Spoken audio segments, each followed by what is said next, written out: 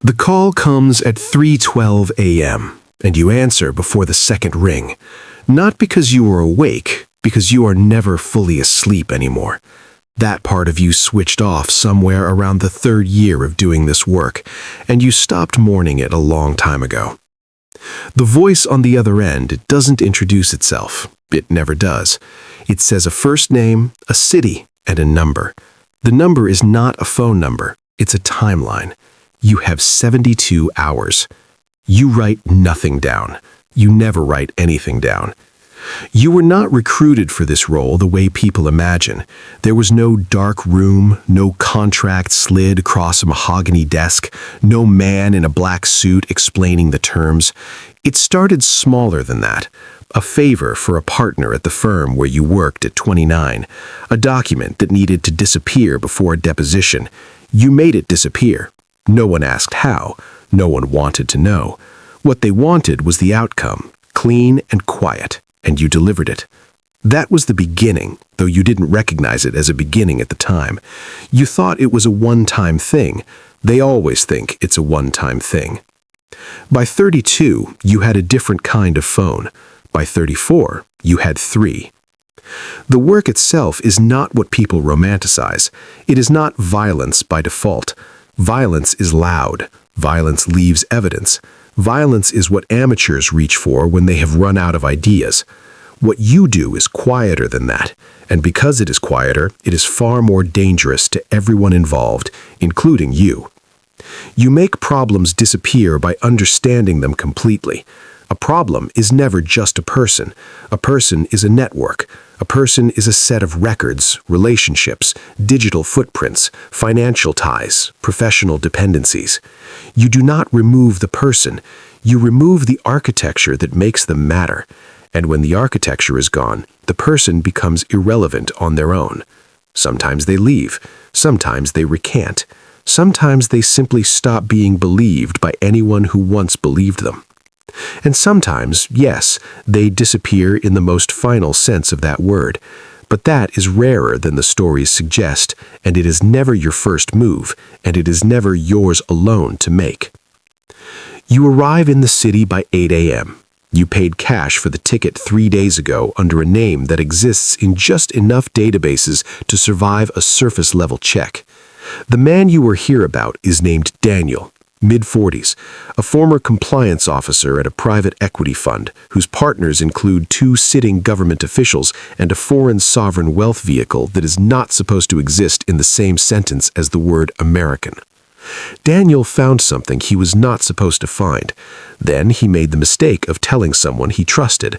That someone told the wrong person, and now you are here, in a city that smells like rain and industry, carrying nothing but a phone and a particular kind of patience. You do not hate Daniel. That is important to understand.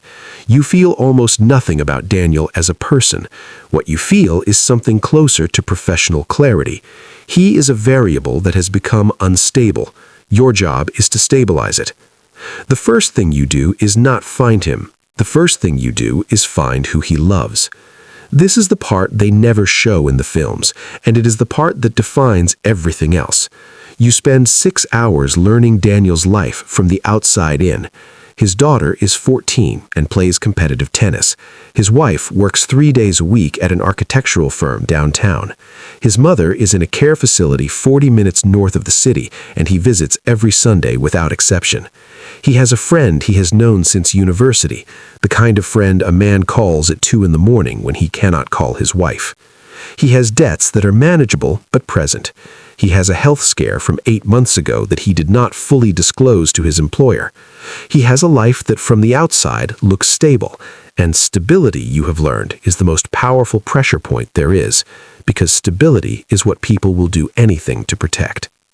You do not contact Daniel on the first day. You let him feel the silence. The second day, small things begin to shift in his world. A message from his lawyer about a routine compliance matter that is worded just ambiguously enough to cause concern. A call to his wife's firm from someone asking questions about a project she worked on 2 years ago, questions that are professional and entirely unthreatening on the surface. His daughter's tennis coach mentions in passing that there was some confusion about the registration for the spring invitational. Each thing individually is nothing. Together, they are a message. The message is, we are everywhere around you and you do not see us yet. You watch him from across the street outside his office at 5:47 p.m. He looks tired. He checks his phone 4 times in the space of 2 minutes. He's starting to feel it, that low vibration of a world that is slightly, inexplicably wrong. He does not know what it is yet. That uncertainty is doing more work than anything you could say to him directly. On the morning of the 3rd day, you call him. You do not threaten. Threats are for people who have nothing else. You use a tone that is calm, nearly warm, and you explain that you represent people who have a very strong interest in his long-term well-being. You tell him that the information he came across is significantly more complex than it appears, that there are national security dimensions he is not positioned to understand, and that the most intelligent thing he can do for himself, for his family, for his mother in the care facility north of the city, is to step back. You tell him that there is a package being arranged, a consulting retainer, legitimate and substantial, enough to resolve his debt situation with room left over, enough to feel like a decision he made for himself rather than a decision that was made for him. You give him 4 hours to think about it. He calls back in 90 minutes. This is the part that should feel like a victory. The part where the file closes, the variable stabilizes, and you move to the next city, the next name, the next 72-hour window. And for a long time, it did feel that way. Clean, efficient, proof that you were very good at something almost no one else could do. You do not remember exactly when that feeling stopped. It was not one moment. It was an accumulation. A particular look on a man's face, the day he understood that the life he had planned was now inside a box he did not build and could not open. A woman in a hotel lobby who looked at you for a second too long, as if some animal part of her brain had registered something that her conscious mind couldn't name. A name on a list that was given to you as a variable and that you later, by accident, connected to a face in a newspaper photograph, a real face with a real family behind it, standing in front of a house that looked like the house you grew up in. You do not allow yourself to think about these things for long. That is a discipline, same as any other. You developed it deliberately, the same way you developed the ability to read a room in under 4 seconds, or to hold a cover identity across a 10-day operation without a single inconsistency. You built the wall because you understood early that the wall was the job. If you could feel everything, you could not do this, and if you could not do this, you were worth nothing to the people who needed you.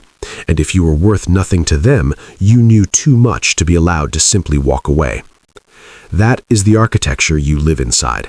And, like Daniel, you discovered it slowly, piece by piece, until one day you looked around and realized it had been built around you without your explicit agreement.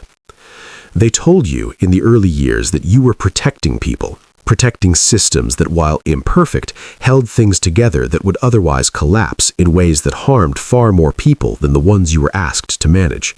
And you believed it, not because it was a comfortable thing to believe, but because it was an internally consistent thing to believe, and you are a person who needs internal consistency to function. You built your ethics around utility. The math worked. You told yourself the math worked. Now, sitting in a car outside Daniel's office building, watching him walk to his car with his shoulders slightly lower than they were yesterday, you run the math again. And for the first time in a long time, the numbers do not come out clean.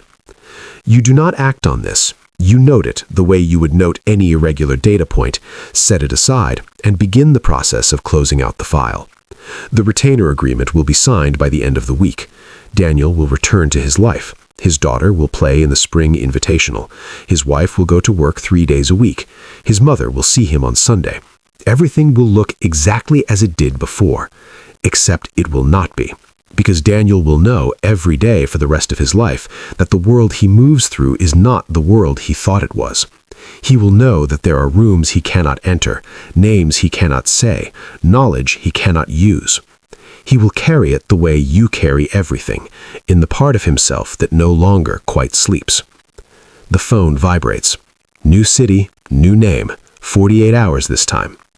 You pull out of the parking structure and join the flow of traffic, and the city absorbs you the way cities always do, without noticing, without caring, the way systems absorb the people who serve them until there is no meaningful difference between the person and the function they perform. You think briefly about who you were before the first favor, before the document that needed to disappear. You try to locate that person the way you would locate a subject, methodically, working backward from the last confirmed point of contact. You cannot find him. The phone vibrates again. You answer before the second ring.